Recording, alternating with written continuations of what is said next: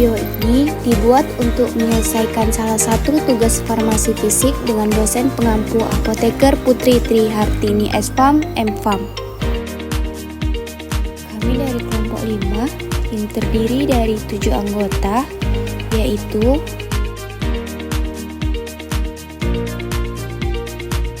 langsung saja di sini kami ingin mempresentasikan atau memaparkan materi kami mengenai desain produk obat terkontrol. Pendahuluan, sistem pengantar obat terkontrol adalah sistem pengantar obat dengan kecepatan yang telah ditentukan sebelumnya, baik secara lokal maupun sistemik, untuk jangka waktu tertentu.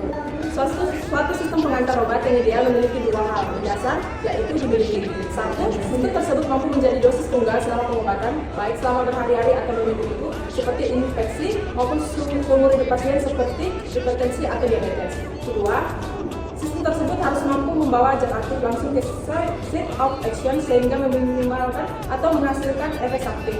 Untuk mencapai dua hal ini, perlu adanya sistem penghantar langsung ke respon sel atau area spesifik dalam tubuh. Pada sistem ini diperlukan perubahan yang berbeda-beda tergantung pada kondisi penyakit ataupun jenis obat yang digunakan. Respon, sistem pelepasan terkontrol dapat dibentuk menggunakan polimer baik alami maupun sintesis. Polimer yang digunakan sebaiknya memiliki sifat responsif terhadap pH, suhu, atau enzim agar dapat melepaskan obat secara terkontrol. Sistem pelepasan terkontrol dapat menjadi sistem penghantar obat yang efektif dan efisien. 1. Oral, melalui mulut. Obat terbentuk tabel atau kapsul yang dirancang dengan mekanisme pelepasan tertentu atau diperpanjang. Contoh, tablet lepas lambat atau extended release yang melepaskan obat secara terhadap saat melalui saluran pencernaan. Yang kedua, transdermal, melalui kulit. Obat diberikan melalui pads yang ditempelkan di kulit dan zat aktif dilepaskan secara perlahan. Contohnya, pad nikotin atau pad hormon. Yang ketiga itu ada intravaginal. Obat diberikan melalui vagina, biasanya dalam bentuk krim atau tablet yang dapat melepaskan obat secara perlahan. Contohnya, krim kontrasepsi yang melepaskan hormon. Yang keempat, intranasal, melalui hidung.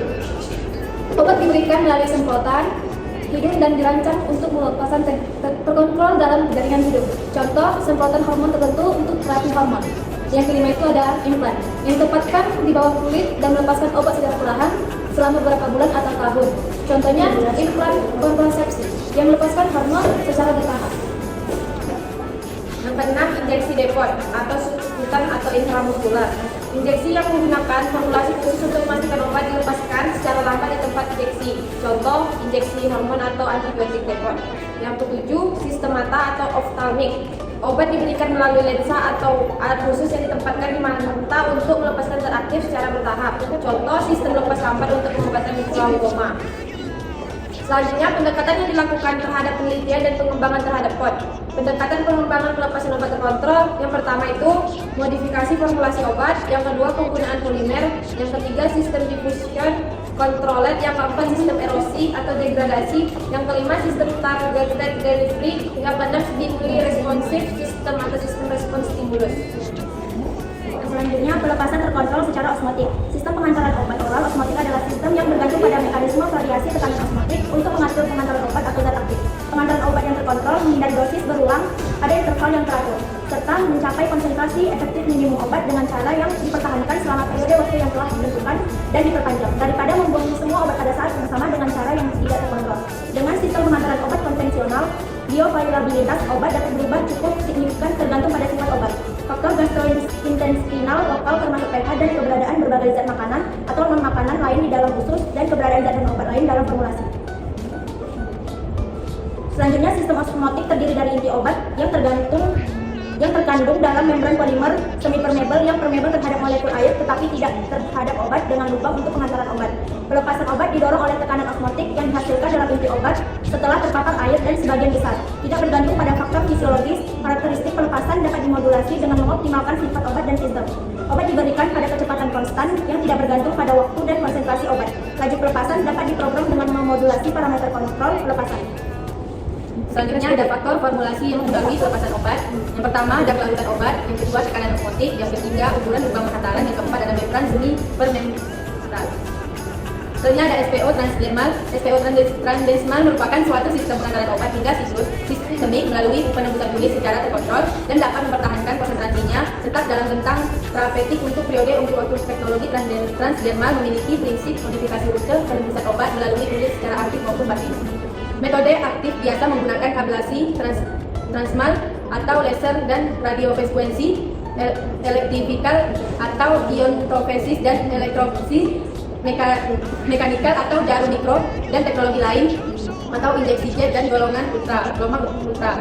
Sedangkan metode pasif biasa menggunakan produk sistem eutektif, peningkatan kimiawi, dan optimasi formula yang dalam hal ini dapat menggunakan teknologi fitosom. Selanjutnya, kelebihan dari rute transdermal yaitu 1. Melepaskan dosis obat dengan konstan. 2. Rute alternatif untuk pasien yang tidak dapat mentoleransi sediaan peroral. 3. Meningkatkan nilai terapeutik obat dengan menghindari permasalahan spesifik seperti iritasi lambung, penyerapan yang rendah, serta interaksi dengan makanan maupun obat lain. 4. Tidak mengalami metabolisme lintas pertama hati. Selanjutnya, pembuatan sediaan transdermal dengan mengaplikasikan fitosom sebagai sistem penghantar obat dapat dilakukan sesuai tahap berikut. 1. Formulasi fitosom. Preparasi dapat dilakukan dengan 3 metode, yaitu metode evaporasi solvent, metode salting out, dan metode lyofilisasi. 2. Karakterisasi fitosom. Parameter yang dilakukan untuk karakterisasi fitosom meliputi visualisasi, ukuran fisikal, dan potensial zeta, efisiensi penjebakan, temperatur transisi, pengukuran tegangan permukaan, stabilitas partikel, dan kandungan fitokonstituen. C. Formulasi sediaan transdermal. Sediaan transdermal memiliki komposisi dasar yaitu matriks, polimer, zat aktif, peningkat permeasi, dan pelekat. Selanjutnya ada pen antigen. Pen ini merujuk pada penajet plasma atau injektor zat insulin yang memiliki fungsi berbeda pada dunia kesehatan. Yang pertama ada penajet plasma, perangkat yang menggunakan plasma untuk mengencangkan kulit, mengurangi kerutan, dan memperbaiki bekas jerawat. Penajet plasma menggunakan sebuah atmosfer yang lebih dingin untuk menembus epidermis tanpa menimbulkan rasa sakit atau trauma permukaan. Lalu selanjutnya ada injektor zat insulin, perangkat medis yang menggunakan untuk menyalurkan insulin ke dalam tubuh tanpa jarum. Injektor zat insulin menggunakan gas terkompresi atau cartridge gas terkompresi untuk menciptakan tekanan yang memaksa insulin menembus kulit. Injektor zat insulin dapat menjadi pilihan bagi orang yang tidak menyukai jarum atau tidak dapat menggunakan jarum.